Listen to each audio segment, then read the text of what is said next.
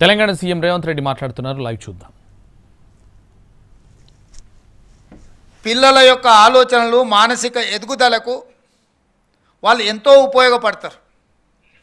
వాళ్ళ అనుభవాలను కానీ వాళ్ళ కథల రూపంలో రామాయణం భాగవతంలో ఉన్న అంశాలను ప్రస్తావించి ఎన్ని కష్టాలు వచ్చినా కష్టాలను ఎదుర్కొని ఏ విధంగా యుగ పురుషులు నిలబడ్డారో లేదా సమస్యలు వచ్చినప్పుడు ఏ విధంగా ఎదుర్కొని నిలబడి కుటుంబ వ్యవస్థల్ని కాపాడుకున్నారో తరతరాలుగా మనకు మన పూర్వీకుల నుంచి వచ్చిన సాంప్రదాయం మన పిల్లలకు నేర్పించడానికి ఎక్కువ అవకాశం ఉండే.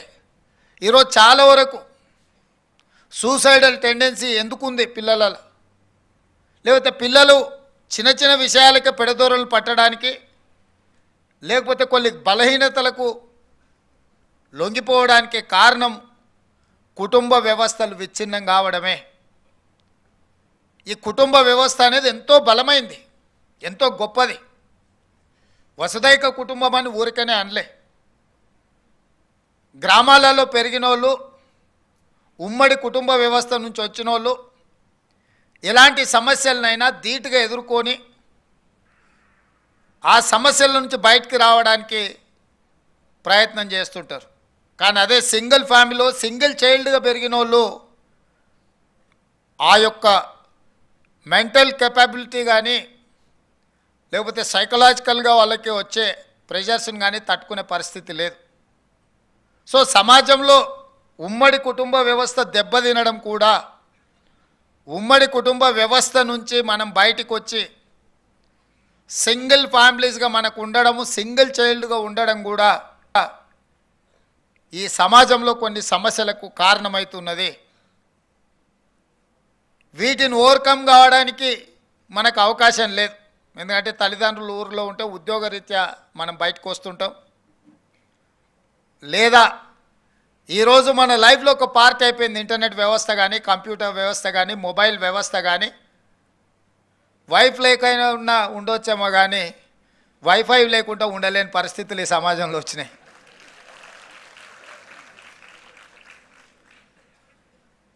సో వీటిని అవాయిడ్ చేయలేనప్పుడు, వీటి నుంచి దూరంగా ఉండలేనప్పుడు, ఇట్లా ఉన్నా కూడా మనము మన వ్యవస్థని, మన సాంప్రదాయాలను కాపాడుకుంటూనే మన పిల్లల్ని మనం మానసికంగా సంసిద్ధులను చేయాల్సిన అవసరం ఉంది. మన పిల్లలు ఎవరు? వీళ్ళే. ఇప్పుడు ఎన్ఎస్ఎస్లో ఇంతమంది వేలాది మంది పిల్లలు జాయిన్ అయినారంటే వీళ్ళందరూ ఎవరు? మన పిల్లలే, మన కుటుంబ సభ్యులు. వాళ్ళకి సోషల్ రెస్పాన్సిబిలిటీ, సోషల్ పోలీసింగ్ కానీ, మారల్ పోలీసింగ్ కానీ, కమ్యూనిటీ పోలీసింగ్ కానీ మనం వాళ్ళకి నేర్పించాల్సిన అవసరం ఉన్నది. ఈరోజు ఎవరికి తీరిక లేదు. పేరెంట్స్ ఉద్యోగాలలో ఉన్నారనుకోండి, వీళ్ళని స్కూల్కి పంపించేదానికి తయారు చేసి ఈ లోపల వాళ్ళ ఉద్యోగ బాధ్యతలలో మదర్ అండ్ ఫాదర్ ఇద్దరు వెళ్ళిపోయినప్పుడు పిల్లలు స్కూల్ నుంచి తొందరగా వస్తే పక్కింట్లో వ్యవస్థ ఇవాళ రేపు కల్చర్ మారిపోయి ఆ పక్కింట్లో ఎవరున్నారో ఈ పక్కింట్లో ఎవరున్నారో తెలియని వ్యవస్థ, గ్రామీణ వ్యవస్థ దెబ్బతిన్న తర్వాత పిల్లలకి ఏం చేయాలనో అర్థం కానప్పుడు ఇట్లాంటి వాటితోనే ఉత్సుకత మొదలై బలహీనతగా మారుతుంది. ఇక్కడే నిజంగా ఎడ్యుకేషన్ డిపార్ట్మెంట్ కానీ, పోలీస్ డిపార్ట్మెంట్ కానీ, పొలిటికల్ వ్యవస్థ కానీ బాధ్యత తీసుకొని ఒక అవేర్నెస్ ప్రోగ్రాంలను తీసుకెళ్లాల్సిన అవసరం ఉన్నది. అందులో భాగంగానే ఈరోజు మనం ఈ కార్యక్రమాన్ని తీసుకోవడం జరిగింది. అందుకే ఈరోజు నేను ఎన్ఎస్ఎస్ విద్యార్థులకు ఈ సామాజిక బాధ్యతను, ఈ సమాజంలో వస్తున్న తీవ్రమైన పరిణామాలు, కొన్ని దేశాలల్లో more than 60% population drug addict అయిపోయి ఆ దేశంలో కొన్ని డ్రగ్స్ కన్జ్యూమ్ చేసే వాళ్ళని శిక్షించడమే మానేశారు. ఎందుకంటే బయట ఉండే జనాభా కంటే జైళ్ళలో ఎక్కువ జనాభా ఉండే పరిస్థితి వచ్చింది కాబట్టి ఆ దేశం కంట్రోల్ చేయలేక ఇంకా వదిలేసింది.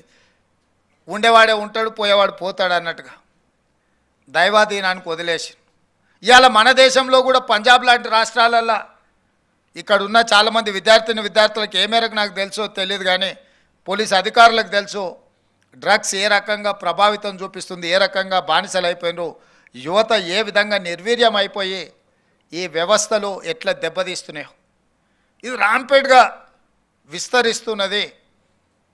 అందుకే ఈరోజు ట్రాఫిక్ సమస్య లేకపోతే ఇతర సమస్యలు మనం పరిష్కరించుకోగలిగినాయి, దాన్ని స్ట్రీమ్లైన్ చేసుకోవడం అవకాశం ఉంది. అది ప్రాథమికమైన బాధ్యతనే.